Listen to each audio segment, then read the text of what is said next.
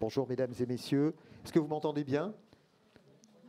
Bonjour, je suis donc Jean-François Vigier, maire de Bures-sur-Yvette en Essonne et membre du bureau de l'Association des maires de France. Et je suis ravi de coprésider cette table ronde avec mon collègue Jean-François Debat. Donc ce sont deux Jean-François, un de Bure et l'autre de Bourg-en-Bresse qui vont coprésider, co-animer cette table ronde sur la question importante de la déontologie, qui est évidemment un devoir auquel nous sommes très sensibilisés en tant qu'élus, en tant que maires, et auquel, bien sûr, nous souhaitons être en conformité dans le cadre de l'exercice de nos mandats, de mandats qui sont de plus en plus complexes sur le plan juridique.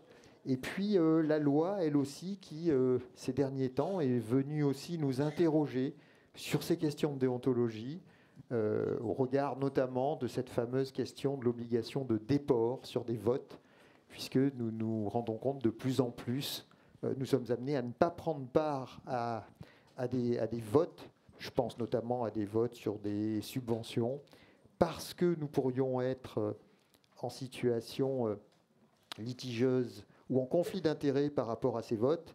Et il nous semble effectivement qu'il faut aujourd'hui une clarification, peut-être même une simplification de la législation. Et c'est la raison pour laquelle il a semblé important de pouvoir entendre des spécialistes sur cette question. Et c'est la raison pour laquelle nous avons le plaisir d'accueillir aujourd'hui Arthur Tripos-Enver, qui est adjoint à la directrice juridique et déontologie de la Haute Autorité pour la transparence de la vie publique, ainsi que Annie Fité-Duval, qui est maître de conférence en droit public à l'Université de Pau et des Pays de l'Adour, et qui est référente déontologue pour les élus locaux. Voilà, mais sans plus attendre, je passe la parole à mon collègue Jean-François Debat, maire de Bourg-en-Bresse. Merci Jean-François. Donc, je suis effectivement maire de Bourg-en-Bresse, président de Grand Bourg Agglomération, et je siège par ailleurs au comité législatif de l'Association des maires de France, qui a été créée, que j'anime en compagnie aussi de Guy Geoffroy, et qui s'est saisi également de ces questions de l'application, des limites aussi, des nouvelles dispositions législatives et de leur application en matière de délit de prise illégale d'intérêt, et qui nous amènera probablement, après les interventions de nos intervenants, eh bien, à aborder un certain nombre de questions sur les insuffisances, en tout cas de notre point de vue, de ces législations, et la compréhension qui est la nôtre d'avoir être soumis parfois à des règles de déport, voire parfois à des règles de prise illégale d'intérêt sur dans des représentations au cours desquelles nous siégeons comme représentants de notre collectivité dans une autre personne morale. Et je vous proposerais que nous fassions quand même les deux, c'est-à-dire d'abord il faut quand même comprendre la législation actuelle, son contenu de manière précise, pour pouvoir l'appliquer et ne pas pas se mettre en difficulté. Mais deuxièmement, voir aussi sur quel point elle pourrait, et c'est un autre sujet, c'est aussi la position exprimée par l'Association des maires de France, évoluer, y compris dans des relations avec la Première ministre.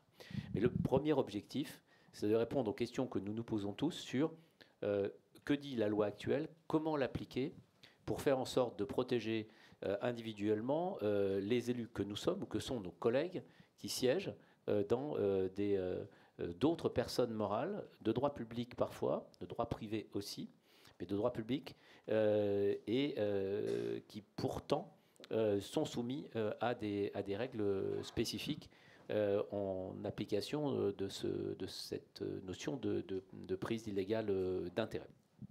Alors que nous avons tous le sentiment qu'en fait on ne poursuit pas un intérêt différent quand on représente une collectivité A, une commune, dans le conseil d'administration d'un office public de l'habitat.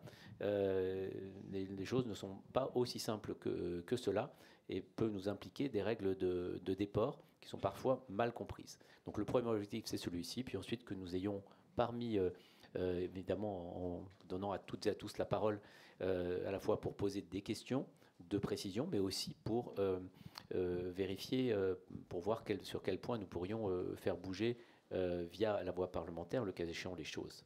Et puis le deuxième aspect, c'est celui de la déontologie, avec des règles qui s'appliquent dorénavant et qui font que chaque élu doit pouvoir avoir accès à un référent déontologue, ce qui est une nouveauté, une évolution positive de la loi, mais pas forcément encore mise en œuvre partout, parce qu'il y a des difficultés, parce qu'il n'est pas simple de trouver aussi des référents déontologues partout, mais qui sont pourtant à la fois une nouvelle obligation et aussi un nouveau droit pour les élus. Et pour évoquer ces sujets, Jean-François, je propose que nous passions tout de suite la parole à nos intervenants, que je remercie à nouveau du temps et de l'attention qu'ils nous consacrent. Voilà.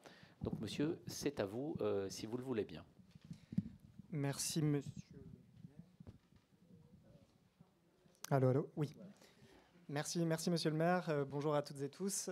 Donc, je me présente de nouveau, Arthur Tripozenver, et je travaille à la Haute Autorité pour la transparence de la vie publique. J'ai construit cette intervention de façon à être relativement synthétique, comme on me l'a demandé. Mais néanmoins, nous sommes évidemment du coup à disposition de la salle pour aussi échanger sur les problématiques d'ordre général que vous pourriez avoir, étant précisé bien sûr qu'il sera difficile, j'anticipe d'ores et déjà, mais des questions qui pourraient porter sur des points particuliers que vous rencontreriez dans l'exercice de vos fonctions actuelles. Il serait difficile d'y répondre au pied levé, mais évidemment, ce n'est pas pour autant qu'il faut se censurer, mais je préfère éclaircir ce point en début d'intervention. Donc cette présentation, je la commence d'abord par un rapide rappel de l'institution que je représente aujourd'hui, que vous connaissez peut-être, la Haute Autorité pour la transparence de la vie publique, qui est une autorité administrative indépendante, qui a été créée en 2013 à la suite du scandale Cahuzac, et qui depuis a vu ses missions élargies au gré des différents véhicules législatifs et de l'adoption de ces différentes lois. Je ne sais pas s'il est possible de passer à la slide suivante.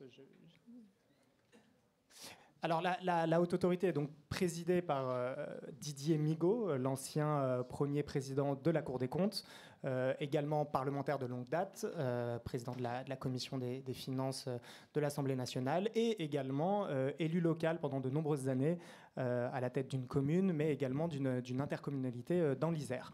Le président Migaud, dans le cadre de ses missions, est assisté par un collège, puisque la Haute Autorité est donc une autorité collégiale qui, comme toutes les AI, bénéficie des garanties d'indépendance liées à ce statut, notamment en termes de mandats qui sont non renouvelables et irrévocables.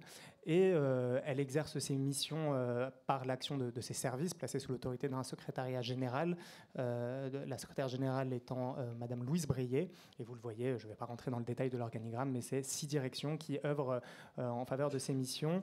Pour vous donner un ordre de grandeur néanmoins, pour préciser, pour remplir les missions qui sont les nôtres, il faut que vous ayez en tête que nous sommes 71 agents, 75 après la dernière loi de finances, donc pour le prochain exercice, et que nous avons un budget inférieur à 10 millions d'euros. Ça ne signifie pas qu'on n'a pas la capacité de réaliser nos missions. Pour autant, et vous êtes chacune représentant de commune, vous avez en tête que l'ampleur que peuvent prendre des budgets publics. Vous constatez que celui de la Haute Autorité est relativement modeste, ce qui ne signifie pas de nouveau que nous ne sommes pas en capacité d'exercer nos missions, mais qui donne aussi une idée des conditions matérielles dans lesquelles nous pouvons œuvrer. Les missions de la Haute Autorité sont multiples. Pour résumer, je dirais qu'il y en a 4 principales. La première, et c'est celle sur laquelle je m'appesantirai le plus, c'est celle de la prévention des conflits d'intérêts et, à titre incident aussi, de la prévention de l'enrichissement illicite. C'est un peu le cœur de mission historique, en tout cas, de la Haute Autorité, puisque c'est la mission dont elle a été investie dès le début. Et cette mission, elle s'incarne à travers le contrôle des déclarations que certaines et certains d'entre vous ont peut-être transmis à la Haute Autorité. Donc je parle bien de déclarations d'intérêt et de déclarations de situation patrimoniale. Et ces déclarations, elles donnent la matière sur le fondement de laquelle les services de la Haute Autorité vont travailler pour réaliser les analyses et, j'y reviendrai, donc sécuriser l'exercice de vos mandats publics. Elle dispose d'une mission à caractère plus transverse et sur laquelle le président de la Haute Autorité insiste bien souvent, qui est celle d'une mission de conseil et d'accompagnement. La Haute Autorité veut et insiste pour qu'une culture de l'intégrité puisse être diffusée dans toutes les sphères de l'action publique, bien évidemment au niveau local, mais pas seulement. Le niveau local est un milieu dans lequel ces questions-là peuvent progresser, mais pas seulement. C'est la même chose au niveau des administrations centrales de l'État, des ministères ou encore dans la fonction publique hospitalière. Et cet accompagnement, ce conseil, il se traduit notamment par, alors si je prends le plus j'allais dire trivial, non, le plus concret, c'est une hotline, un accompagnement téléphonique pour tous les déclarants, toutes les personnes qui doivent déposer et qui ont des questions sur quelle rubrique remplir, comment comprendre telle ou telle mention dans ces déclarations. Il y a un accompagnement très poussé qui est fait afin que les déclarants puissent se saisir pleinement de ces outils et être accompagnés s'ils devaient rencontrer des difficultés. Mais par exemple, moi, à mon niveau de la direction juridique, ça se traduit aussi par des saisines qui peuvent intervenir pour des questions d'ordre déontologique un peu général ou personnel que pourraient avoir certains maires, par exemple, de communes, ça peut être l'élaboration d'une charte de déontologie ou une question très spécifique par rapport, par exemple, à une situation personnelle en lien avec un conflit d'intérêts dans lequel ils pourraient anticiper être ou souhaiter éviter en tout cas.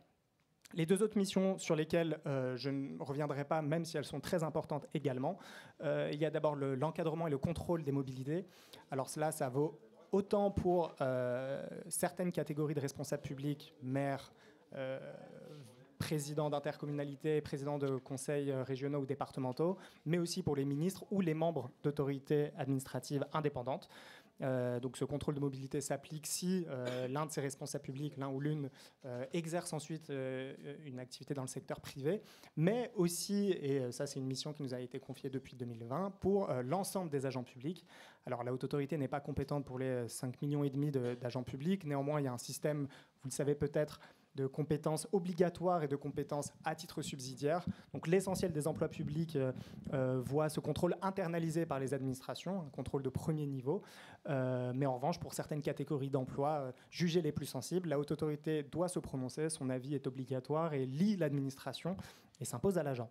Et enfin, la dernière mission peut-être, mais qui prend de l'ampleur également, vous l'avez peut-être vu dans les discussions parlementaires notamment, des rapports ont été faits en ce sens, c'est relatif à l'encadrement de la représentation d'intérêts, donc le lobbyisme, mais pas seulement, la représentation d'intérêts, c'est une notion plus large, pour laquelle la Haute Autorité tient un répertoire, et ce répertoire doit être rempli de sorte que le citoyen puisse avoir des informations sur l'identité des personnes chargées de conduire des actions de représentation d'intérêt, mais aussi les moyens mis à l'œuvre pour ce faire. Un ordre de grandeur, 18 000 hauts responsables publics français sont chargés de déposer des déclarations. Il y a eu à peu près 7000 déclarations qui ont été contrôlées ces dernières années, les 2 dernières années. Pour 80% des déclarations contrôlées, cela a résulté en la préconisation de déport. Alors je reviendrai sur ce que signifie un déport, en quoi un déport est compatible avec un exercice plein et souverain d'une fonction publique, mais ce que ça traduit, et ce que ça traduit aussi pour les élus locaux, puisqu'on constate néanmoins, la Haute Autorité en a conscience, que structurellement, un élu local, ancré dans son territoire, a par nature des relations d'intérêt qui sont plus évidentes avec les responsabilités qu'il exerce. Ça n'est pas en soi un jugement moral qui est porté, c'est un constat, c'est un fait. Les élus locaux ne sont pas des êtres éthérés qui n'ont pas de relations d'intérêt, c'est bien normal qu'ils en aient, et ce n'est pas une chose négative, simplement. Cela suppose donc d'exercer cette activité dans un certain cadre que le législateur a entendu garantir. Donc 18 000 hauts responsables publics, et sur le bloc communal, ne sont concernés donc que les maires de plus de 20 000 habitants, les présidents-présidentes d'intercommunalités de plus de 20 000 habitants et les adjoints ou vice-présidents d'intercommunalités ou de communes de plus de 100 000 habitants. J'en viens au cœur du sujet, la prévention des conflits d'intérêts. Le conflit d'intérêts, pourquoi la Haute Autorité le prévient ?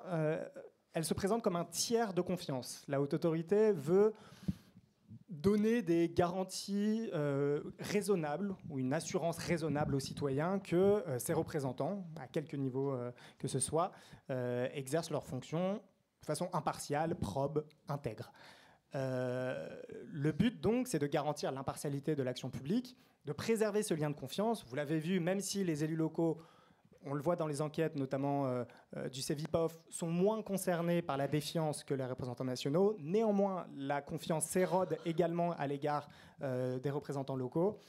La haute autorité a pour mission, ou en tout cas pour objectif, sinon mission, de préserver ce lien de confiance qui doit néanmoins persister. Et donc, il y a cette notion d'impartialité, mais aussi de sentiment de confiance qui doit lier le citoyen à ses représentants. Et j'allais dire d'abord et avant tout pour vous, mesdames et messieurs les élus, c'est aussi une protection, puisque, on va le voir, le cadre législatif prévoit des conditions dans lesquelles vous seriez en risque, à la fois vous, du point de vue de la responsabilité pénale, même si, de nouveau, je ne suis pas là pour alerter de façon déraisonnable sur les risques qui sont liés à l'exercice de vos fonctions. La France et le pays a besoin d'élus locaux qui s'engagent et la haute autorité est très sensible à ce que cet engagement puisse se faire, mais dans des conditions qui vous permettent d'être en toute sécurité, notamment juridique du point de vue pénal. Vous, mais aussi votre administration, puisque dès lors qu'un acte serait adopté dans des conditions qui n'auraient pas été conformes, notamment aux standards en termes de prévention des conflits d'intérêts, il pourrait y avoir des risques juridiques liés à la légalité des décisions ou des délibérations qui ont été prises.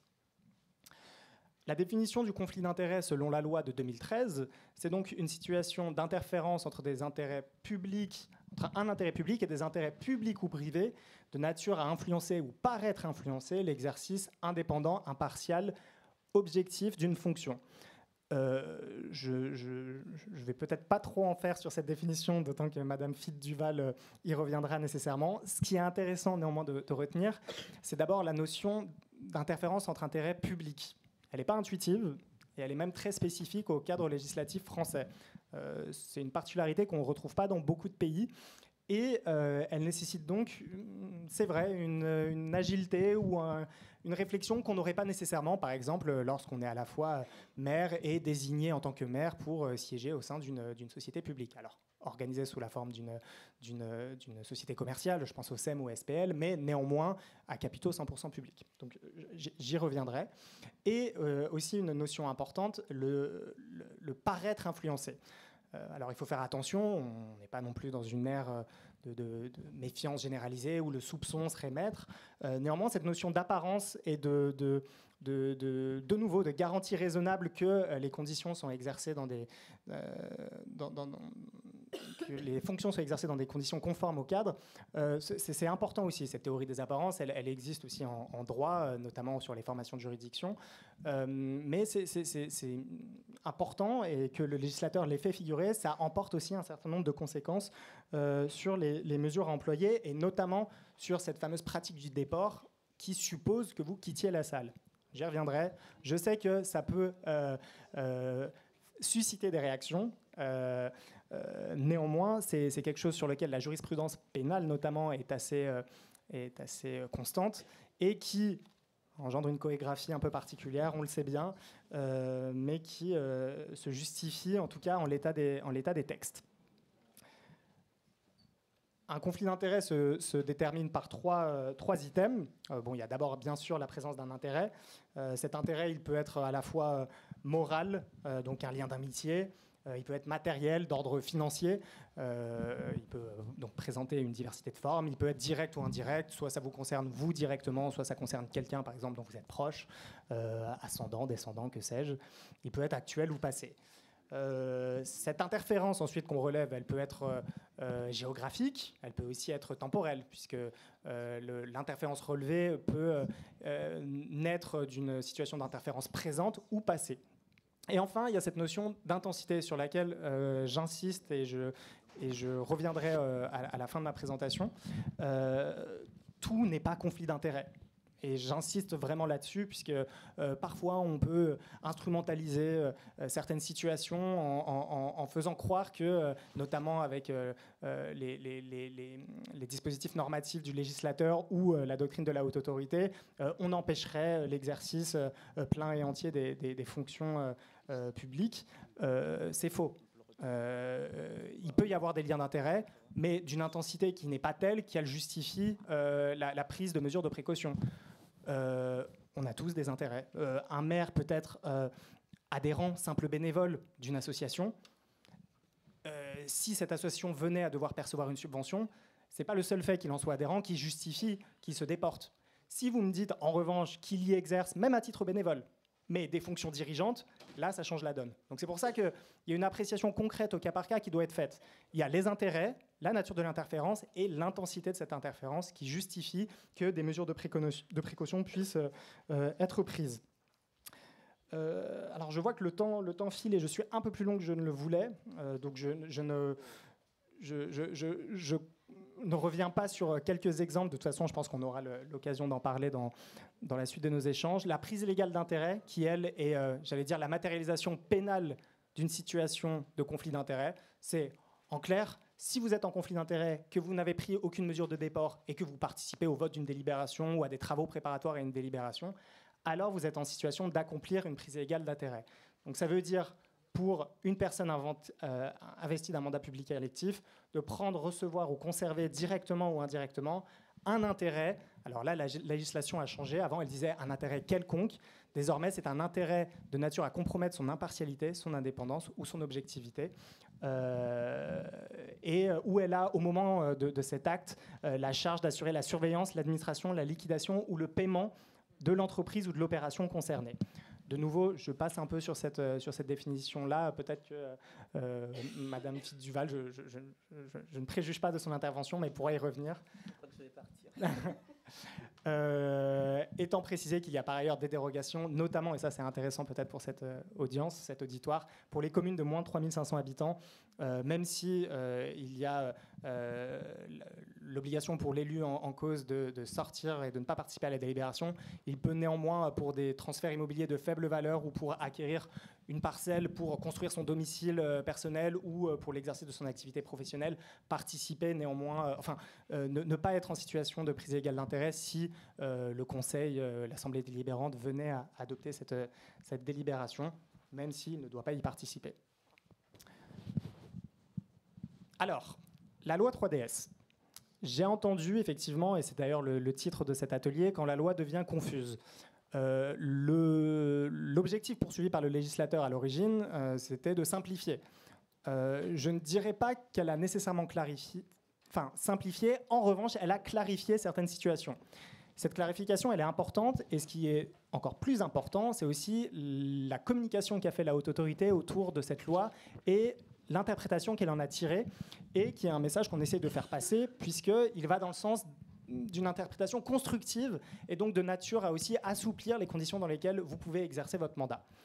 Je m'explique. Ce que dit la loi 3DS, c'est qu'il y a, de façon assez intuitive, un risque qu'il convient de coter, de grader, pour savoir si oui ou non on doit mettre en œuvre un déport, et si oui, quel déport. Situation la plus simple, pas de déport. Ce que dit la loi, et elle a le mérite de clarifier des choses, mais qui étaient déjà dans les faits, ne donnaient pas lieu à de difficultés, mais elle dit pas de déport nécessaire dans le cas de l'intercommunalité, donc un conseiller municipal vis-à-vis de l'intercommunalité, très bien. Même chose vis-à-vis du CCAS et de la caisse des écoles.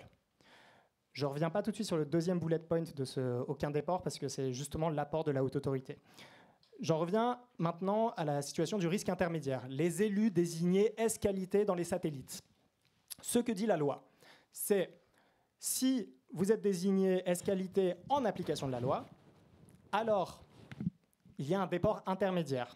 Là aussi, j'anticipe que des sourcils peuvent se lever, puisque ce déport intermédiaire concerne en réalité le vote de tout concours financier, subvention, aide ou autre, le vote de tout marché public et la désignation ou la fixation du revenu de l'élu qui serait représenté au sein de l'organisme. Donc vous me direz, mais alors, que reste-t-il ? Bon, il reste néanmoins des délibérations peut-être d'ordre général, traduisant l'orientation que veut donner la collectivité à ce satellite, si elle y exerce une fonction, une influence décisive, par exemple, ou encore la collectivité lorsqu'elle contrôle cet organisme sur son rapport d'activité. Bon, dans ces conditions, l'élu qui représente la collectivité au sein de l'organisme en question n'a pas besoin de se déporter. Mais il doit continuer à se déporter sur les 3 situations que j'ai évoquées précédemment, sa désignation et la fixation de sa rémunération, le marché public ou toute délibération d'aide financière.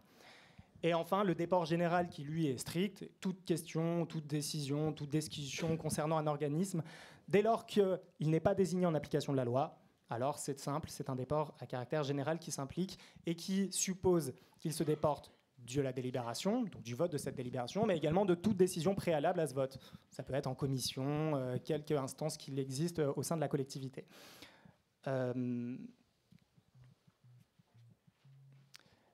Alors, en application de la loi, on peut l'entendre de façon stricte, soit la loi dit dans les SDIS, il y a des représentants du conseil départemental, soit lorsque la loi l'implique nécessairement. Ça, c'est une interprétation de la haute autorité, mais qui est assez intuitive. Si, par exemple, la loi dit, je ne sais pas, pour les missions locales, l'État peut créer avec la commune une mission locale, il ne dit pas clairement la commune a X représentants au sein du conseil de la mission locale, mais néanmoins, il l'implique. Donc, c'est cette logique de déport intermédiaire qui va s'appliquer pour les missions locales, puisque l'existence même implique qu'il y ait une représentation de la collectivité. J'insiste sur le point suivant, c'est l'absence de déport pour les désignations S-qualité d'élus dans certaines catégories d'organismes. Vous savez, la loi 3.2S a dit pas de problème pour les intercommunalités, pour les CCAS, pour les caisses des écoles. Ce que la haute autorité vient dire en plus, c'est de toute façon, cette logique de déport, elle doit s'appliquer pour autant qu'il existe véritablement un risque de conflit d'intérêt ou de prise illégale d'intérêt. Donc, ce qu'on dit, c'est que si vous êtes désigné au sein d'un établissement public ou d'un service public de nature administrative, alors il n'y a pas lieu de se déporter. Par exemple, on donne cet exemple pour les conseillers départementaux, peut-être que ça ne vous concerne pas directement dans la salle, mais en tout cas, il n'y a pas lieu de se déporter d'une délibération du département accordant une enveloppe à un collège si vous siégez au sein du conseil d'administration de ce collège. Ça n'a pas de sens. Donc c'est vrai pour donc les établissements publics locaux d'enseignement, c'est vrai pour les régies, les SDIS, les établissements de coopération culturelle qui seraient organisés sous la forme d'un établissement public administratif. Et donc ça, vraiment, ça matérialise ce souci de la haute autorité d'accompagner et de façon constructive la prévention des conflits d'intérêts pour les élus. Donc ces tableaux, ce récapitulatif sur la doctrine, vous le trouvez dans les publications de la haute autorité. Je vous invite à vous y reporter.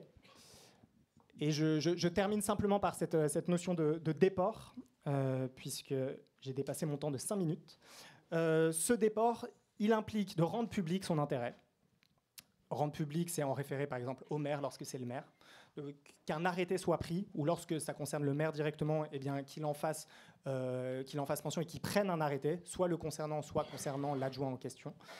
Que cet arrêté précise l'étendue du déport, la nature des sujets couverts, et qu'il soit suivi des faits, et donc que la personne se déporte effectivement. Et ce déport, ça implique de se retirer des discussions, de se retirer physiquement de la salle aussi, puisque le juge pénal a déjà estimé que, ne serait-ce que, voilà, si vous êtes dans une salle et que par un regard directeur, par exemple, vous incitez, intimidez les personnes qui, elles, ne sont pas intéressées à l'affaire, alors ça biaise ce déport. Donc, vous devez quitter la salle, même si c'est complexe. C'est notamment ce que les élus ont été habitués à faire lors des votes des comptes administratifs, par exemple. Et dernière manière, effectivement, de prévenir un conflit d'intérêts, mais là-dessus, ce n'est pas une préconisation courante pour la haute autorité, c'est la renonciation à l'intérêt. Mais en règle générale, on n'a pas à renoncer à un intérêt. Il suffit de se déporter pour que puisse coexister l'intérêt qu'on a, qui peut être légitime, et l'exercice de sa fonction d'élu. Voilà, je vous remercie. Merci beaucoup. Je vais passer évidemment, vous passez tout de suite la parole, madame, mais dans les questions, nous aurons quand même celle de savoir quelle est la nature de l'intérêt distinct de celui de la collectivité qui est poursuivi dans une ESPL ou un office public d'HLM. Voilà. Et je pense que il y a cette incompréhension qui nécessite d'être explicitée. Nous ne comprenons pas comment on peut imaginer qu'un élu qui siège ès-qualité comme président d'un office public de l'habitat poursuit un intérêt distinct, personnel, de celui de la collectivité au nom de laquelle il siège, y compris quand il s'agit d'accorder, par exemple, une garantie d'emprunt à un organisme d'HLM. Je pense qu'une grande partie des incompréhensions ont trait à ce type de situation. Mais merci d'avoir rappelé en particulier tout ce qui est lié aux intérêts de nature privée, qui peuvent être beaucoup moins visibles qu'on ne l'imagine, notamment dans des associations dans lesquelles on n'a pas de vrai rôle dirigeant. Merci.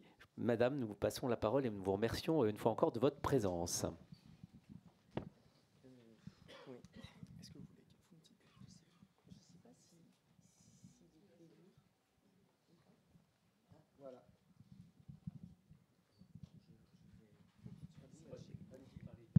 Bon, je pars directement.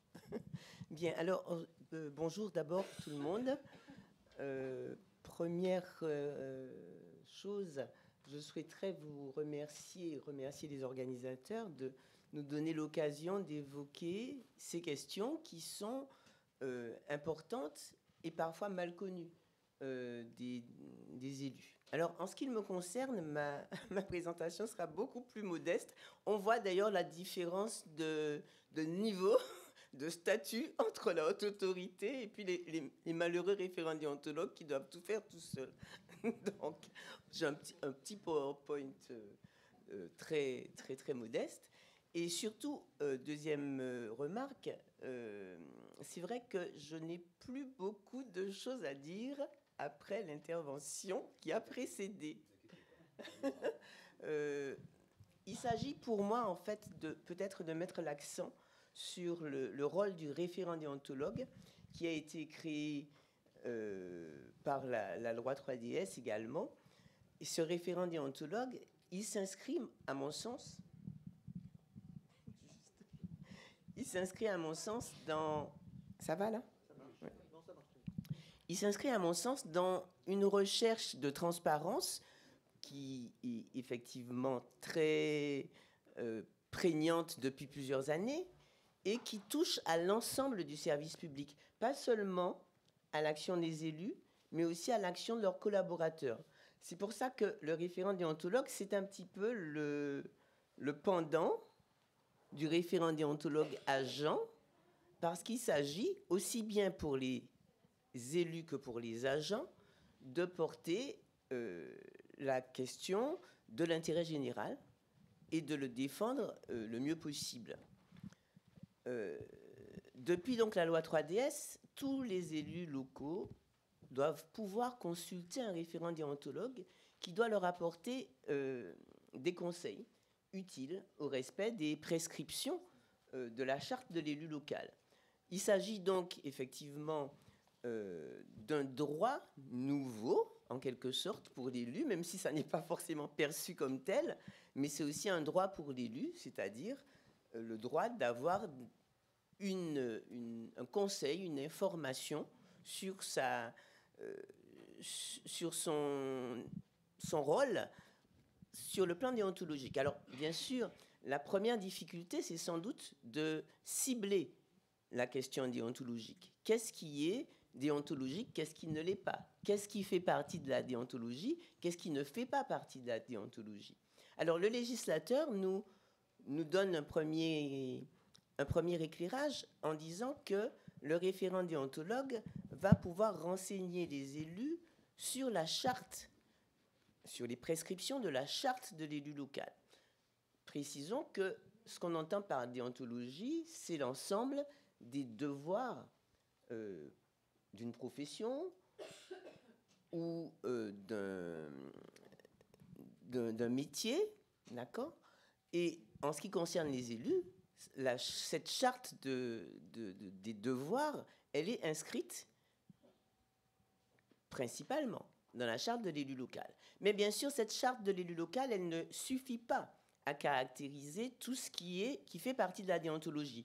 La déontologie, ce n'est pas seulement les devoirs moraux ou éthiques d'un élu, c'est aussi le respect des prescriptions pénales. Et la difficulté est peut-être de faire le lien entre prescription déontologique et prescription pénale, dans la mesure où le législateur, lui, les distingue. Mais en réalité, on se rend bien compte que la prescription déontologique débouche sur une prévention de l'infraction pénale.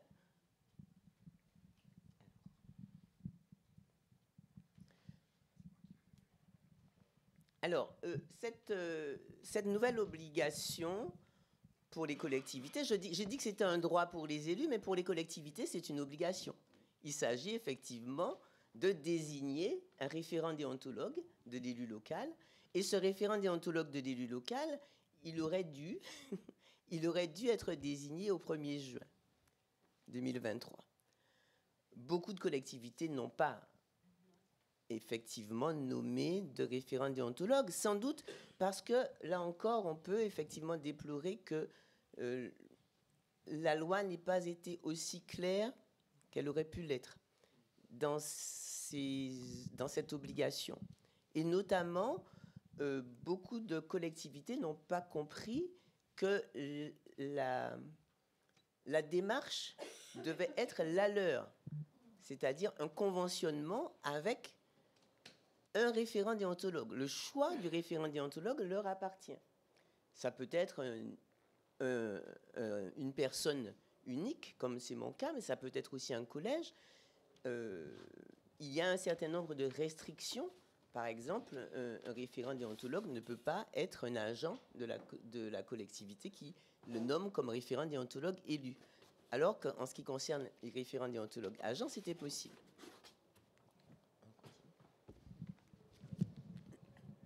Bien. Alors, pourquoi un référent déontologue des élus? Je l'ai dit, je pense que la première préoccupation, c'est effectivement d'avoir une vision globale de la déontologie, une vision qui est partagée par l'ensemble des intervenants de l'action publique locale. Donc, aussi bien les élus que les agents. Ensuite, il s'agit effectivement de faire respecter la charte de l'élu local qui présente déjà un certain nombre d'obligations pour les élus. Tout à l'heure, monsieur le représentant de la haute autorité a précisé que la prévention des conflits d'intérêts était une question majeure. Et elle est effectivement une question majeure pour le déontologue également.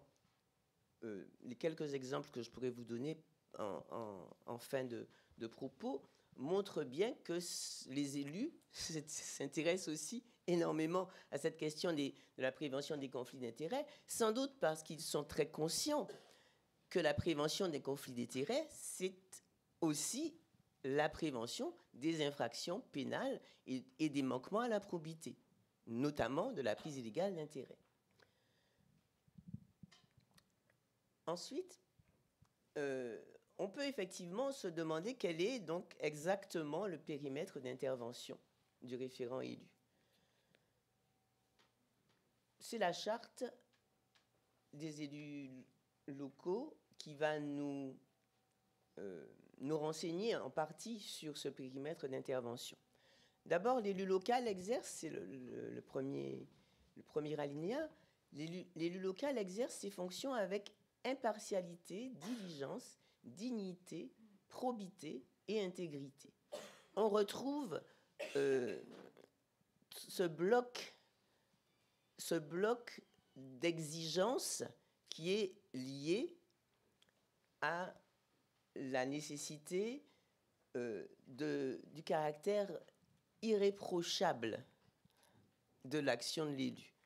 Caractère irréprochable qui est lourd, j'en suis bien consciente, qui est lourd à porter pour les élus parce que on leur demande souvent d'avoir une connaissance précise de la loi, d'avoir une vision prospective aussi de l'action locale qui est particulièrement contraignante. Mais ça fait partie, effectivement, du périmètre. La dignité, l'impartialité, l'intégrité, la probité. On reviendra peut-être sur ces éléments-là parce que ce ne sont pas les plus faciles, en réalité, à mettre en œuvre. Deuxième article. Dans l'exercice de son mandat, l'élu local poursuit le seul intérêt général à l'exclusion de tout intérêt qui lui soit personnel, directement ou indirectement, ou de tout autre intérêt particulier. On est là déjà dans la perspective du risque de conflit d'intérêts. L'intérêt qui est poursuivi par l'élu local, c'est l'intérêt général, et donc il doit faire abstraction de ses intérêts particuliers, des intérêts de ses proches, des intérêts plus spécifiques de certains groupes. Troisième article, on a l'affirmation, cette fois, de la nécessité de prévenir et de faire cesser le conflit d'intérêts. Et là, je n'insiste pas davantage, puisque ça a déjà été fait. Enfin, l'élu local s'engage à ne pas utiliser les ressources et les moyens mis à sa disposition pour l'exercice de son mandat ou de ses fonctions à d'autres fins. Là, la question de la probité apparaît de manière beaucoup plus nette.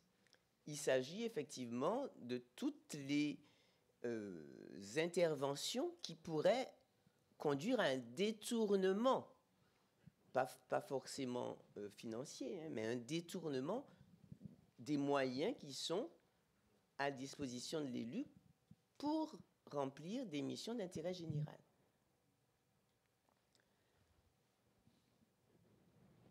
L'élu local doit s'abstenir, dans le cinquièmement, de prendre des mesures lui accordant un avantage personnel ou professionnel futur après la cessation de son mandat et de ses fonctions. Là, ça reste quand même ciblé sur la fin du mandat, et je n'insiste pas davantage, mais c'est vrai qu'il s'agit aussi d'anticiper. Et puis, je passe sur le sixièmement qui ne présente pas autant d'intérêt sur le plan déontologique. Et enfin, le septièmement, c'est dans le septièmement qu'on va, que la loi 3DS a ajouté précisément cette disposition qui prévoit que tout élu local peut consulter un référent déontologue chargé de lui apporter tout conseil utile au respect des principes déontologiques consacrés dans la présente charte. Donc c'est ce droit au conseil qui est incarné par les référents déontologues des élus. Ce droit au conseil est précisé donc par un décret de décembre 2022 qui détermine les modalités donc, et les critères de désignation donc, des référents déontologues. Ce décret demeure quand même sur un certain nombre de points un peu carencé de mon point de vue parce que beaucoup de collectivités se posent encore la question de savoir pourquoi il ne leur est pas possible, a priori, de passer par le centre de gestion pour nommer leur référent déontologue, ce qui les arrangerait bien. On n'a pas d'explication. Oui.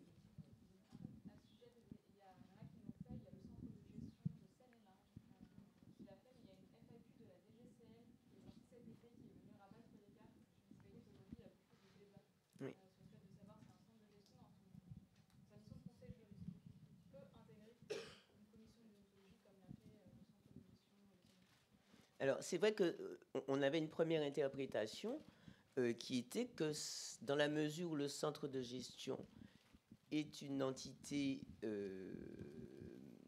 qui exerce une fonction de mutualisation, on pouvait le concevoir. Mais c'est vrai que les réponses qui ont été apportées sur ce sujet n'ont pas encouragé cette démarche.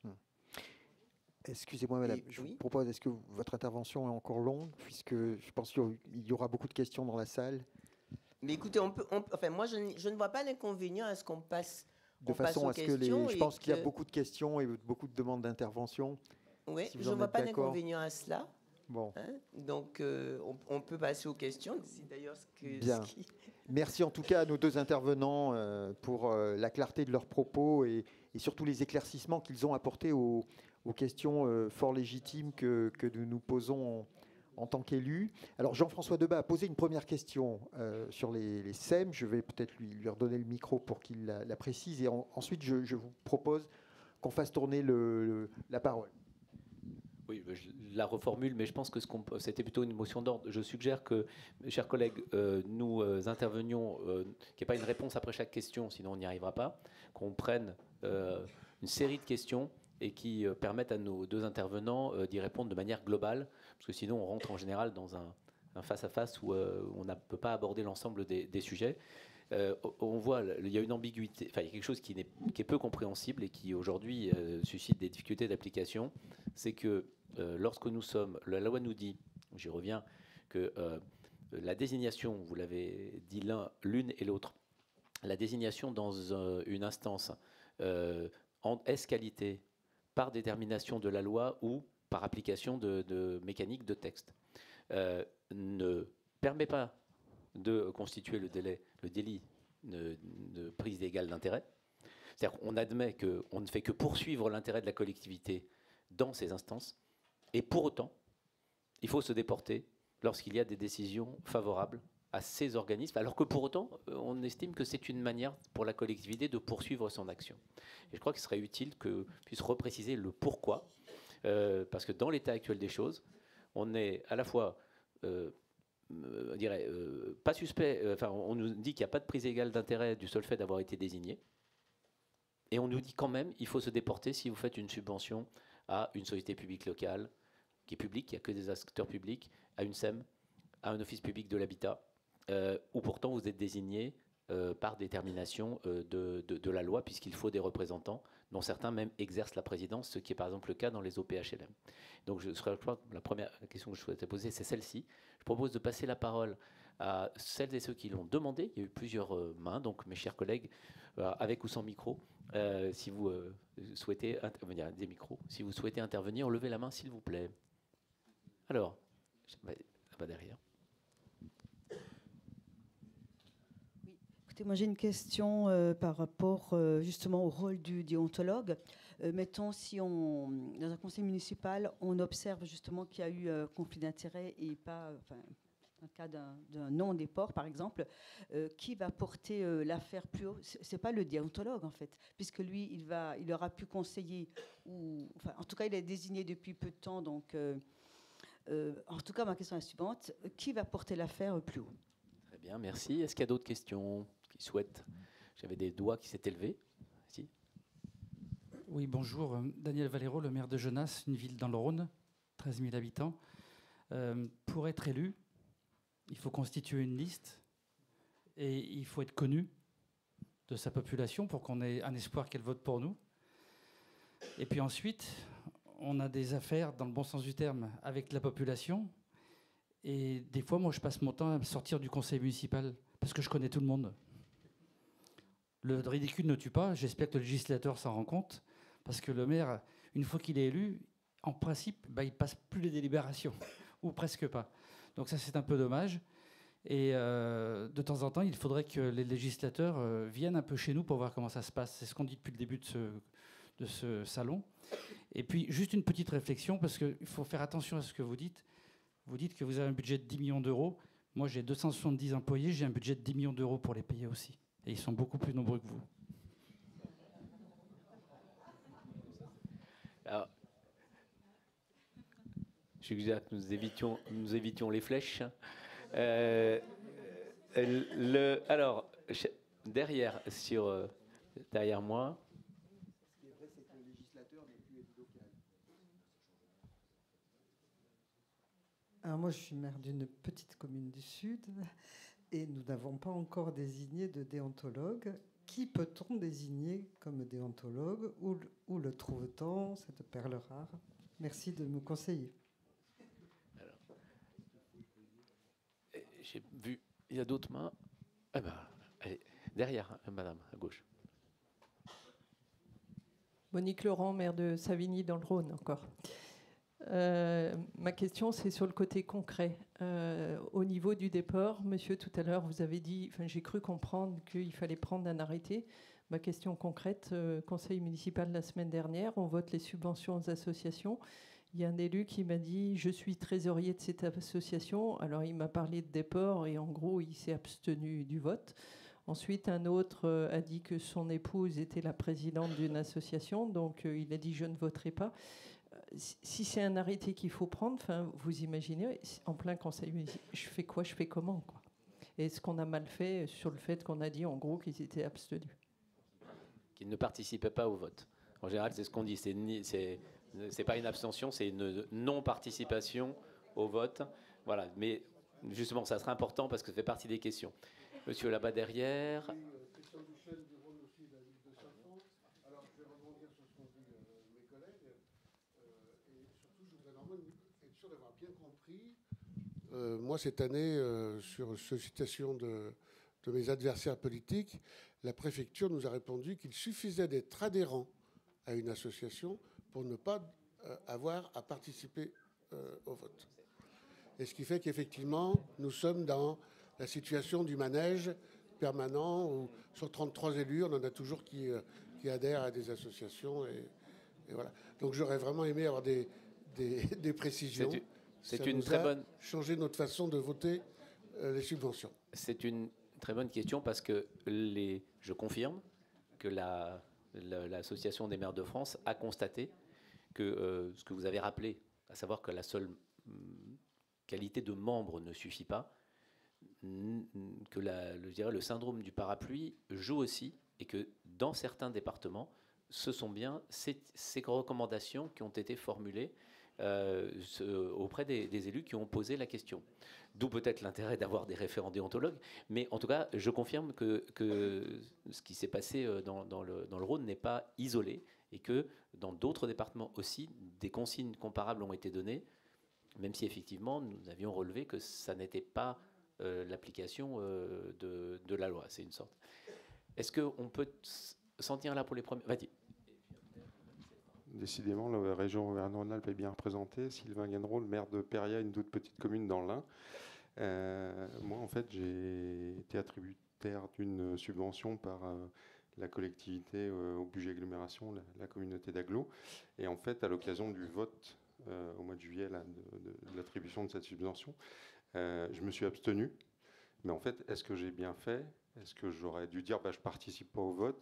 Bon, j'étais pas le seul le seul, c'est pas moi, mais la commune n'était pas la seule attributaire de subvention sur cette séance. Mais en fait, moi, ça m'a paru logique, mais j'ai été le seul à le faire, donc ça m'a un peu surpris. Je pense que là, ça n'était pas obligatoire, compte tenu dans le PCI. Du moins, c'est ce que j'ai compris. On va peut-être vous repasser du coup le micro pour répondre aux différentes questions que vous avez pu noter, selon la répartition que vous voudrez entre vous et en intervenant successivement. Alors voilà, c'est soit l'un, soit l'autre.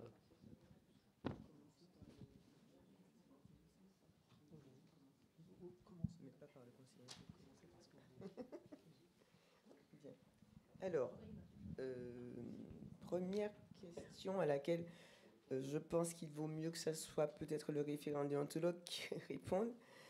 Qui peut-on désigner comme référent déontologue? Encore que non. Chacun de nous peut avoir un avis sur la question. En ce qui me concerne, je crois que c'est une bonne chose de désigner un référent déontologue qui soit juriste.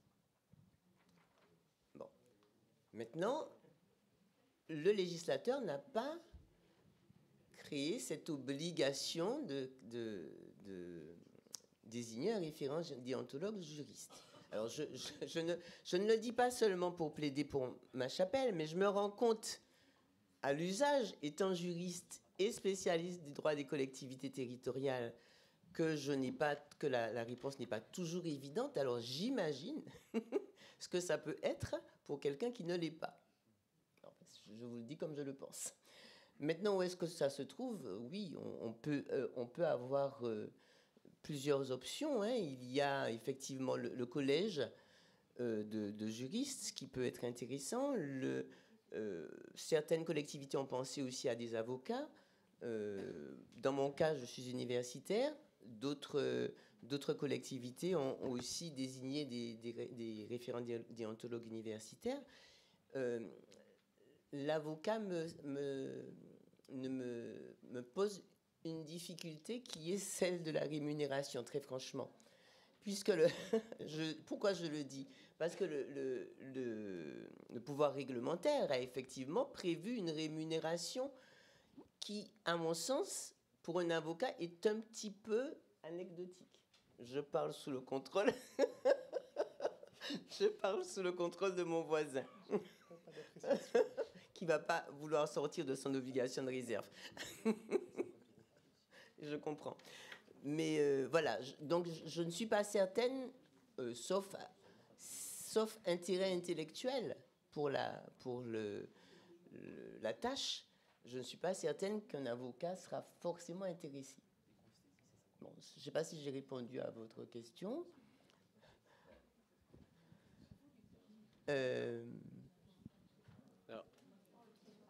Alors, comment on le trouve? Si je peux compléter, je vous passerai la parole. Comment on le trouve? Il n'y a effectivement pas de cadre. Donc, on peut avoir un universitaire, on peut avoir un référent juriste, etc. Et le principe, c'est en général pas une rémunération fixe, c'est une rémunération au dossier lorsqu'il est saisi d'un dossier. Ça veut dire c'est une sorte de convention cadre qui est passée, et avec une rémunération fixée, dont le montant est fixé effectivement par le décret, mais qui n'est versée que lorsqu'un dossier est ouvert, c'est-à-dire que lorsqu'une question est posée. C'est en tout cas le cadre qu'ont choisi un certain nombre de collectivités, dont la mienne, mais c'est bien ce cadre-là. Et j'indique que les EPCI, ce que nous avons fait en EPCI, c'est que nous avons délibéré, et avec l'accord du déontologue, nous avons créé une convention socle auquel les communes peuvent adhérer.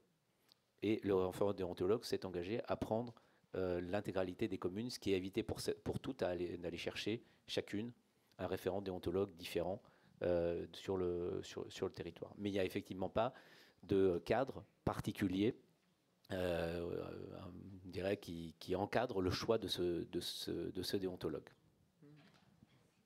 Juste une petite précision quand même concernant le choix.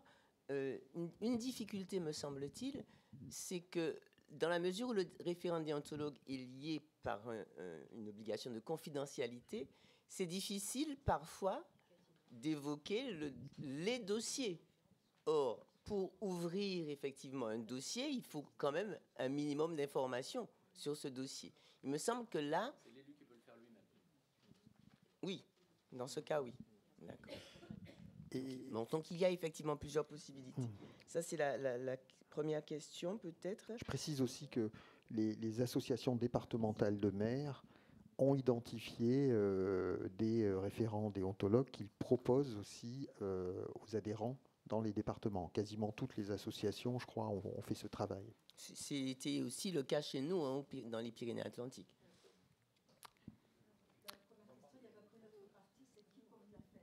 Alors, qui porte l'affaire? Oui. Qui porte l'affaire? Je pense effectivement que vous avez compris que le référent déontologue a un rôle de conseil et que par conséquent, il n'est pas possible pour lui de saisir sur le constat d'une irrégularité. Il donne des conseils quand on lui demande, en gros. D'accord? En revanche, c'est vrai que sur certains aspects, la haute autorité peut intervenir sur saisine, mais le rôle du référent déontologue reste strictement un rôle de conseil. Ce n'est pas un rôle de consultant non plus.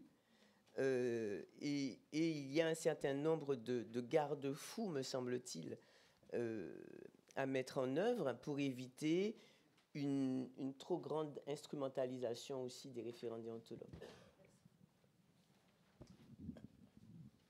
Alors, y a-t-il peut-être, monsieur, pour les autres questions qui ont été... Oui, et simplement pour compléter l'échange que vous aviez eu sur la possibilité ou non de désigner comme référent déontologue élu un référent déontologue de centre de gestion, le président de la haute autorité a été sensible à ce que plusieurs élus, notamment ou référents déontologues, lui ont fait remonter cette position de la DGCL dans la foire aux questions qu'évoquait Madame précédemment, et a écrit à Madame Dominique Faure sur la question pour simplement demander à ce que la position puisse être éclaircie et s'il ne serait pas raisonnable, peut-être, en tout cas c'est la position du président de la Haute Autorité, d'avoir une appréciation un peu plus souple de cette question et de rendre possible que cette mutualisation puisse être réalisée entre, d'une part, le référent déontologue agent et d'autre part, le référent déontologue élu. Mais c'est une position portée par la Haute Autorité, mais qu'il appartient en l'espèce au pouvoir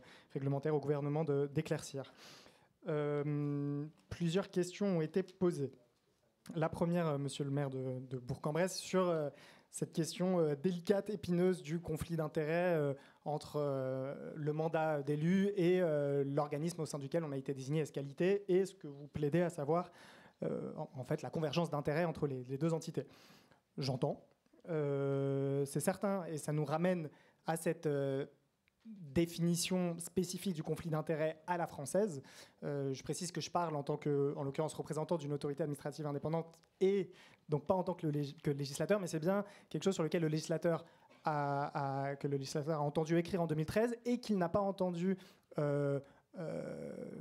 modifier lors de l'adoption de la loi 3DS, puisque précisément sur les dispositions du CGCT portant sur les SEM et les SPL, il a précisé ces mêmes éléments en disant, par principe, il n'y a pas de conflit d'intérêt ou de prise égale d'intérêt, mais l'élu doit néanmoins se déporter. Une hypothèse possible, bon, d'abord vous avez évoqué les SPL, vous avez raison, elles ne travaillent que pour les collectivités qui sont nécessairement actionnaires à 100%. Si on met de côté 5 secondes les SPL, mais qu'on pense au SEM par exemple, vous savez qu'il y a un minimum de 15% d'actionnariat privé, que par ailleurs les SEM peuvent se porter candidates à une diversité de marchés publics, ou en tout cas d'opérations d'ordre autre que ceux pour le compte de ces collectivités. On sort du in-house au sens strict, et donc ça peut aussi justifier le fait que cette convergence n'est pas parfaite. C'est un peu cette même logique, je pense, qui existe aussi sur les SPL, même si la question est plus sensible, je l'entends. Et donc je ne peux vous répondre que sur ce point finalement. C'est une volonté du législateur aujourd'hui et qui a été réaffirmée lors de l'adoption de la loi 3DS. Ensuite, il y avait une question. Alors, je ne reviendrai pas, monsieur le maire, sur la question budgétaire. Je vous informe simplement que moi-même, je suis issu de la fonction publique territoriale. J'ai été directeur des finances d'une collectivité pendant 3 ans. J'ai conscience des contraintes budgétaires qui pèsent sur les communes, mais que je ne vois pas pour autant l'objet de comparer les budgets, d'en tirer des conclusions particulières sur les uns ou sur les autres. Mais sur votre question de fond, en revanche, sur la chorégraphie du déport et le fait de... Et c'est un peu la question que posait monsieur également, enfin les élus rhodaniens, mais ça n'est pas spécifique au Rhône. Je reviendrai sur ce qu'on a essayé d'expliquer aussi dans nos interventions respectives. Il y a la question d'intensité de l'interférence. Connaître quelqu'un, juste le connaître, ou être adhérent d'une association, je vous confirme que ça n'est pas suffisant. Alors après, si vous me dites qu'il y a connaître et connaître, connaître parce que voilà, vous êtes dans une commune de Genasse, c'est ça, c'est effectivement moins de 15 000 habitants, c'est à taille humaine, on a tendance à connaître beaucoup des amis. Mais j'entends évidemment. Donc il s'agit, c'est normal d'être un enfant du pays et de connaître tout le monde, mais il y a connaître et connaître. Vous voyez quand même la différence. Si vous attribuez à un marché, je ne sais pas, à un chef d'entreprise qui s'avère être votre ami d'enfance, bon, parmi les 13 000 habitants de Genasse, tous ne sont pas vos amis d'enfance. Bon, c'est cette... Oui. Alors on est sur un autre terrain. Là, je m'abstiens de... et donc, Madame Fitt-Duval va ajouter quelque chose sur cette question. Et je crois qu'il y avait... Oui. La délibération a été rejetée par la préfecture. Sur le motif ? Sur le motif qu'il y avait possibilité de conflit d'intérêts parce que des élus étaient adhérents aux associations. Donc il a fallu... Alors, honnêtement, je pense que sur cette question, c'est plus avec tout le respect qu'on peut avoir pour la préfecture du Rhône, je pense que l'autorité en termes de doctrine et d'appréciation de ces questions-là, c'est plutôt celle qui est du collège de la haute autorité. Et je pense que vous pouvez aisément, si une telle configuration devait se présenter de nouveau, vous prévaloir du guide déontologique de la haute autorité, de cette appréciation casuistique qui est la sienne pour dire, écoutez, non, être un simple adhérent, de nouveau, c'est pas la même chose que trésorier. Je crois que Madame évoquait la question de trésorier d'une association. On est sur une autre chose. Et pour conclure et répondre à la question de Madame, l'arrêté de déport, c'est surtout pour un élu qui est titulaire d'une délégation, qui fait partie d'un exécutif. Si, en tant que simple membre d'une assemblée délibérante, qui participe au vote d'une délibération, mais qui est complètement étrangère par ailleurs à sa délégation, il n'y a pas lieu nécessairement de prendre un arrêté de déport. Vraiment, le fait qu'il s'abstienne de participer au vote de cette délibération est de nature à prévenir les risques. Oui. Oui. Oui. Oui, là-dessus, je suis navré. Hein, c'est la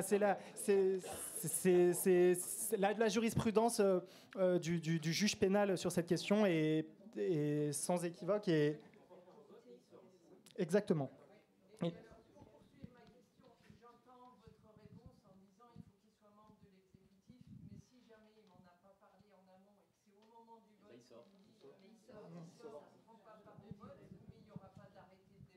non, l'arrêté de déport permet de formaliser, de poser les choses et que ce soit clair, notamment aussi pour, je sais pas, par exemple, les services des assemblées qui aiguillonnent un peu, qui assistent le ou la maire dans la police des assemblées. Ce sont des arrêtés de déport généraux. Oui, puisque, oui, effectivement. Oui, parce qu'on ne va pas se déporter. Mais pas relié à une délibération particulière. Oui. C'est ça, en fait. Oui. Moi, j'avais compris le sujet des arrêtés de déport pour le cas d'un élu, même non membre de l'exécutif, qui serait amené, parce qu'il à être régulièrement en situation, et où l'arrêté de déport permettrait de dire, pour toutes ces affaires, il n'y participe pas en conseil, mais il ne participe pas aux commissions qui concernent ces sujets-là. Il ne représente pas la collectivité, etc. Donc c'est plus dans un cas un peu récurrent, où on sait que on a, par exemple, un ancien président de club sportif très important pour la commune qui se trouve être élu. Et là, l'arrêté de déport, c'est dès qu'on parle du sujet, il ne participe pas à ces questions, il ne vote pas, donc c'est du prévisible. Et sur le ponctuel, moi ce que j'avais retenu, c'est que le ponctuel, l'élu qui est concerné par une affaire sur une attribution de subvention, etc., lui peut simplement se retirer au moment du vote sans nécessairement qu'il y ait un arrêté de déport si c'est très régulier. J'ai aussi retenu, mais je voudrais qu'on le confirme, que ça ne concerne pas le vote du budget.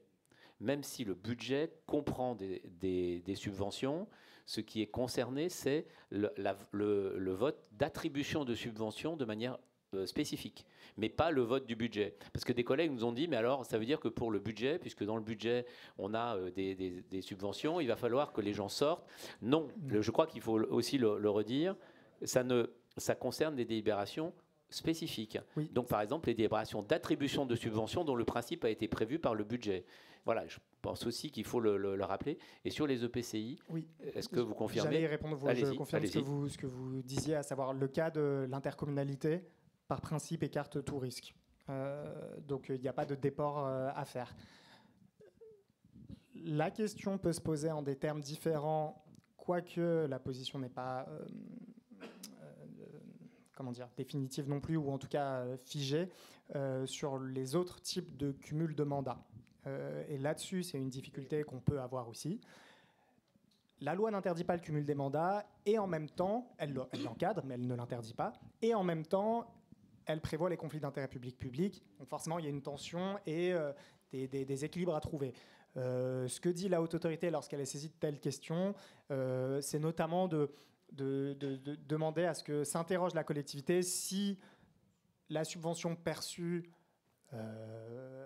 par un maire d'une commune rurale d'un département qui est par ailleurs conseiller départemental, est-ce que cette subvention votée procède d'une politique générale de soutien aux collectivités du territoire? Bon, dans ce cas, on peut considérer que c'est une politique générale de soutien donc, et qu'il n'y a pas de conflit d'intérêt particulier. Si en revanche, c'est très spécifique et ça ne concerne que cette collectivité-là, alors un déport pourrait être mis en œuvre. Je termine simplement sur un point qui a été évoqué et qui était intéressant à mon sens. Mais allez-y, monsieur le maire, je crois. Non, rebondir sur ce que vous venez de dire. Parce que je pense que c'est une des difficultés auxquelles nous sommes confrontés aujourd'hui. Dans les assemblées départementales ou régionales, il y a une difficulté d'interprétation de cette règle. Typiquement, est-ce qu'une subvention perçue par un maire qui est membre d'une assemblée départementale et régionale oblige au déport? Il y a aujourd'hui des interprétations, je pense, qui sont différentes d'une collectivité à l'autre et qui rendent la situation extrêmement complexe. Si pendant des dizaines et des dizaines d'années, nous avons pu voter des subventions à des associations dans ces assemblées, on ne s'est jamais senti en situation, à mon sens, de conflit d'intérêts. Et il est même normal qu'un maire puisse voter pour attribuer une subvention à une association de sa commune, sans que ça pose le moindre problème. Et pour autant, et là je sens qu'il y a un point, il y a une difficulté d'appréciation, et d'une collectivité à l'autre, il me semble, il y a des différences d'appréciation de la règle. Et vous venez d'en rappeler les grandes lignes, mais là il y a un vrai sujet, je pense. Mais alors, vous parliez d'associations et de... Pardonnez-moi, j'ai perdu le fil de mon... Vous parliez de département, collectivité, puis de communes, associations. Une assemblée départementale ou régionale qui vote une subvention pour une association située dans la commune dans laquelle un maire siège dans cette assemblée, vous voyez, c'est toujours la même chose. Quelle est la nature du lien, en dehors du fait que c'est une association qu'il connaît peut-être parce qu'elle est sur sa commune, mais est-ce qu'il y a des liens de nature particulière qui justifieraient un déport? C'est toujours cette question qu'il faut... c'est vraiment du cas par cas. Alors Et pour la commune. Et la subvention pour la commune, c'est la réponse que je vous ai faite, à savoir, est-ce que ça résulte d'une politique générale de soutien à l'investissement de toutes les communes ou est-ce que c'est un guichet très spécifique? Et juste une dernière chose, et je crois que Mme Fitte-Duval voulait compléter mon propos sur un point. Sur la question du budget, vous avez raison. Si les subventions sont dans une annexe au budget, les exclusions prévues par l'article L106 du CGCT, donc nos fameux déports intermédiaires, voilà, ne s'appliquent pas pour le vote du budget. Étant rappelé que, s'agissant des subventions, les subventions ne peuvent être annexées au budget que si elles ne sont assorties d'aucune condition d'attribution. Et que dès lors qu'une subvention, par exemple, excède 23 000 €, j'ai conscience que pour les budgets, ça dépend des communes, mais voilà, une subvention de plus de 23 000 €, il y a nécessairement une convention et des conditions d'attribution. Donc cette question du vote simultané au budget, elle écarte le risque en ce qu'il y a une exclusion prévue dans le CGCT, mais toutes les subventions ne peuvent pas passer sur ce mode-là. Et je donne le micro à Mme Fitte-Duval sur... Non, juste une petite précision concernant le fait que c'est effectivement très contraignant pour les élus de devoir se déporter, de devoir s'abstenir, etc. Mais il ne faut pas perdre de vue quand même que la prévention que le conflit d'intérêts, c'est aussi la prévention de la prise illégale d'intérêt. Or, en la matière, le juge administratif se montre beaucoup moins sévère dans l'identification du conflit d'intérêt que le juge pénal lorsqu'il identifie une prise illégale d'intérêt. Autrement dit, parfois, il vaut mieux se contraindre un peu et ne pas se retrouver en situation de prise illégale d'intérêt.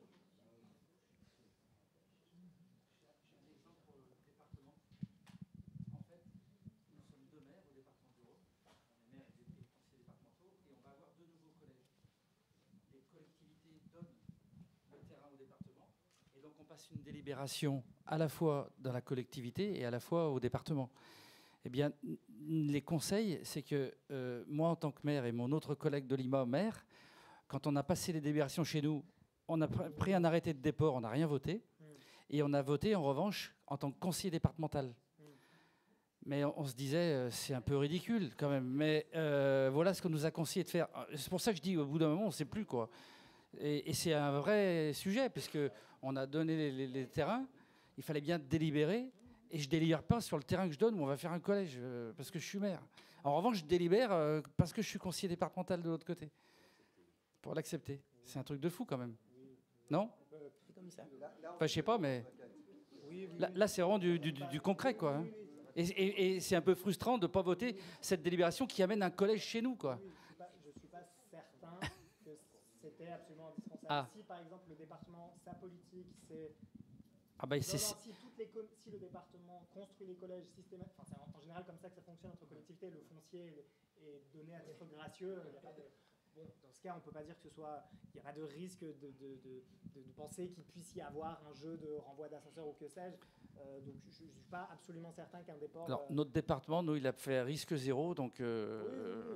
Mais bon, on n'était peut-être pas obligé, mais on a peut-être bien fait.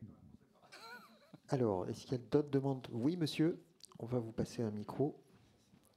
Là-bas, madame. 4e rang. Non, voilà. Oui, bonsoir, Philippe Landuré, maire de Quévert. Alors, c'est pas dans le Rhône, c'est en Côte d'Armor. Très content de voir des gens du Rhône. Donc, 4000 habitants. Alors, juste, je me rappelle des premiers propos que j'ai entendus, moi, dans cet atelier, c'est que cette présentation-là et la loi est issue de l'affaire Cahuzac. Et nos échanges là, on est en train de se poser des questions pour savoir est-ce que si on doit attribuer une subvention pour le club de foot de quelques centaines d'euros dans notre commune rurale, avec donc les présidents de clubs, etc. On est en train, je pense qu'on vit tous cette situation-là. Moi, j'ai le président de ma société de chasse qui dit j'en peux plus, j'arrête parce que ça me prend du temps. Le comité des fêtes qui est en sommeil depuis la Covid. Je vais arrêter, hein, mais en fait, on a beaucoup de mal à trouver des administrateurs bénévoles. Et donc, on a vraiment besoin de soutenir les associations et que les administrateurs de nos associations locales se sentent confortés. Et parmi eux, oui, en effet, il y a des élus de nos équipes municipales qui donnent de leur temps bénévole et de leur temps et qui s'engagent. Et en fait, là, on se dit, mais est-ce qu'on va être assez pour avoir le quorum pour le prochain vote des subventions? Parce qu'on a séparé d'un point de vue, on a fait une intercommission, on a essayé d'être le plus transparent possible, et on sépare le vote du budget des votes de subvention. Donc, on vote le budget, et ensuite, derrière, dans la même séance, on est amené à voter les subventions annuelles pour nos associations. Et c'est une seule délib pour toutes les subventions. Alors, si on doit maintenant faire une délibération par attribution de subventions, comment on en a, voilà, on a 40 associations, et puis voilà, ça fait 300 €, puis 200 €, c'est que ça. Hein. Mais vous vous rendez compte un peu dans quelle situation on est? Perso, j'ai d'autres chats à fouetter et mes collègues aussi, quoi. Alors, voilà, c'est juste un petit point. Est-ce que techniquement, c'est quand même peut-être possible, juste quand on est là, je ne prends pas part au vote ni au débat, par exemple, juste ça, plutôt que de devoir quitter la salle, de devoir faire des délibres, est-ce qu'on peut avoir, peut-être qu'on peut faire remonter ça aux collègues de l'AMF, mais aidez-nous, quoi. Parce que là, on va en décourager plus d'un chez les élus et chez les administrateurs d'associations. Ils ont un gros besoin de coup de main. Pardon. C'est du concret, ça. Hein. Pardonnez-moi, je réponds juste sur ce point. Alors, ça ne s'applique pas intégralement à votre propos, mais néanmoins, c'est intéressant que vous l'ayez en tête. Les déports pris en application du fameux article L1111-6 du CGCT, donc celui sur les élus ès-qualité en application de la loi. Donc ça ne s'applique pas nécessairement à toutes les associations. Hein, mais voilà. Pour ces associations-là, l'article 21-31-11 du CGCT dit les élus qui se déportent de ça ne rentre pas dans le quorum. Donc en clair, cette difficulté-là, elle est anticipée par le législateur. Pour l'association du club de chasse local où il n'y a pas de représentation prévue par la loi, j'entends. Est-ce que... c'est sûr qu'une délibération pour chaque association, ça doit être compliqué. Est-ce qu'il est possible de faire des paquets pour... Je n'ai pas de réponse satisfaisante sur ce point précis. En revanche, sur les autres types d'organismes ès-qualité, là, en revanche, la condition de quorum n'est pas vérifiée. Une question complémentaire. Moi, j'ai eu un élu qui était minoritaire et qui était administrateur d'une association minoritaire. Donc, il me demandait ce qu'il fallait qu'il fasse. Donc, toutes les fois, pendant tout le mandat, ce qu'il a fait, c'est qu'il disait simplement qu'il ne participait pas au vote en tant que ça concernait cette association. Mais si j'entends, est-ce qu'aujourd'hui, je devrais lui demander de sortir, alors même qu'il est élu minoritaire ? Normalement, alors qu'il a participé, par définition, pas participé à la formation de la décision. Donc, est-ce que ces questions-là sont déjà traitées par la jurisprudence ou est-ce qu'on n'a que le principe de précaution qui consiste à dire, dès lors que c'est une association, il faudrait qu'il sorte? Oui, normalement, la recommandation que vous nous faites là aujourd'hui, c'est qu'il devrait sortir. Un élu qui a un intérêt dans une association, qui soit membre de la majorité ou de l'opposition. Traité de la même manière. Oui. Et le risque est... Mesdames et messieurs, juste à ce stade, je veux vous rappeler qu'il nous reste 5 minutes. Il est 16h55. Est-ce qu'il y a encore des demandes? Oui, monsieur. Et madame. Oui, bonjour. J'avais le micro, mais je n'avais pas la parole. Stéphane Bartas. Vous avez les deux. Stéphane Bartas, le maire de Salsigne, dans l'Aude, ancienne commune minière. Pour poursuivre dans le concret, on parle souvent des violences faites aux élus. Et moi, là, pour le coup, j'en ai reçu une il y a une quinzaine de jours. Et dans cet esprit-là, c'est-à-dire que dans une petite commune, donc encore plus que dans une grande, on est obligé de faire très attention à ce qu'on fait en tant que maire. Voilà, là où on gare sa voiture, là où on ne la gare pas, tout ça. Bon. Et donc, pareil, déclaration de travaux, urbanisme. Donc, je change le petit volet à un volet alu ou je mets une grille de défense. Donc, je fais une DP. Et puis, comme j'ai un peu de jugeote, je me dis bon. Ta DP, tu ne vas pas te la signer, tu ne vas pas voilà. Donc, je la fais signer à ma première adjointe. Donc, ça a marché comme ça pendant des années, tout ça. Et puis, là, récemment, DDTM, grand branlement de combat, mais qu'est-ce que c'est? Elle n'est pas autorisée à signer, vous n'avez pas pris de délibération, tout ça et tout. Donc là, j'ai dit, attends, c'est pas possible. Ça veut dire que, bon, on va dire, nul n'est censé connaître la loi. Donc vite, allez, prochain conseil, on passe la délibération. Et du coup, on s'est retrouvé à nommer la première adjointe officiellement, entre guillemets, grande représentatrice du maire, quoi. Donc, non, mais là, pour le coup, on nous a demandé une délibération qui vient appuyer avec arrêté, tout ça. Merci. Alors, je vais prendre l'autre question de madame. Et ensuite, j'ai vu qu'il y avait 2 doigts levés, mais là, il y a la dame au premier rang qui a demandé la parole. Je vous demande vraiment d'intervenir de façon très courte. 17h. Donc, bonjour à tous. Donc, question rapide. Moi, je suis référente déontologue des élus d'Est Ensemble et je suis aussi formatrice pour l'AMF sur le module prévention des conflits d'intérêts, atteinte à la probité, prise illégale d'intérêts, etc. Et c'est plus dans le cadre de mes fonctions de déontologue. Moi, je m'interroge beaucoup parce que le décret est très large, vous l'avez dit, madame, que ce soit au niveau de la nomination et des conditions d'exercice, et que parfois, en tant que déontologue, on se retrouve assez dépourvu sur ce qu'on peut faire et ce qu'on ne peut pas faire en termes de conseils, parce que c'est un conseil qui est personnalisé. Évidemment, il y a un institut personnel qui est très présent sur les fonctions de déontologue. Donc moi, je me suis limitée en termes de nomination, contrairement à certains qui ont été nommés dans des centaines de communes. Ça, c'est un sujet aussi. Mais la question de savoir si on peut, quand on est saisi en tant que déontologue, fournir un conseil qui serait beaucoup plus préventif, parce qu'on est saisi par un élu, parfois, qui concerne un autre élu. Bon, ça, c'est évident qu'on n'y répond pas, parce qu'il y a des risques d'instrumentalisation, et donc on explique gentiment à l'élu que c'est une saisine qui est personnelle. Mais parfois, on est saisi sur des situations générales sur la collectivité, et que si on regarde le décret tel qu'il est écrit, on n'est pas censé se prononcer. Même si on voit d'éventuelles irrégularités qui pourraient être prévenues vraiment en amont, éviter des signalements de l'opposition, par exemple, ou même en interne, la majorité, peu importe. Et donc, comment se positionner, et si des lignes directrices sont prévues, en fait, dans les tuyaux, pour aider les référents déontologues, aussi créer une communauté de référents déontologues aussi.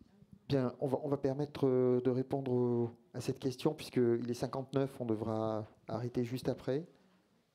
Madame, monsieur? Ou dernière intervention très courte. Ouais, je voudrais simplement apporter un témoignage. Moi, je viens d'être condamné en janvier à 6 mois de prison avec sursis, 3 ans d'inéligibilité, 5 000 € d'amende, parce qu'en conseil municipal, au moment des temps d'activité périscolaire, tout le monde s'en rappelle, décret sortant en mai, nous imposant en septembre de mettre en place l'étape. J'ai passé une convention avec une association loi 1900 à but non lucratif, qui était pas une association communale, mais qui intervenait au niveau, je dirais, de la gestion d'une maison d'enfants à caractère social. Et j'ai passé une délibération au conseil municipal qui a été votée. Et je l'ai renouvelée à 2 occasions, à chaque fois votée. Le contrôle de légalité ne m'a jamais rien dit. Chambre régionale des comptes, ils ont contrôlé et ils ont estimé que j'aurais dû lancer un marché. Et donc, pour votre information, le procureur de la République, puisque je suis passé au TGI, après enquête, aucun conflit d'intérêt, aucun, etc. Ça a été public, etc., etc. Je tiens quand même à vous le dire, parce que je passe en appel là, début décembre. Mais c'est relativement intéressant quand même. Il a utilisé le fait que je n'ai pas permis à l'association, par exemple, qui était la MJC, à qui on donnait 3 fois plus par une convention depuis 30 ans, d'accord, à qui on avait construit des locaux. J'ai empêché, soi-disant, cette MJC de postuler potentiellement s'il y avait eu un marché. Voilà.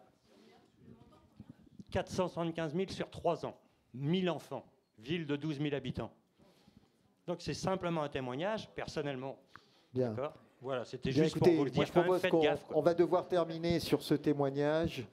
Parce qu'on doit terminer malheureusement la réunion. Je voudrais toutes et tous vous remercier nos intervenants et peut-être dire qu'on est des élus responsables.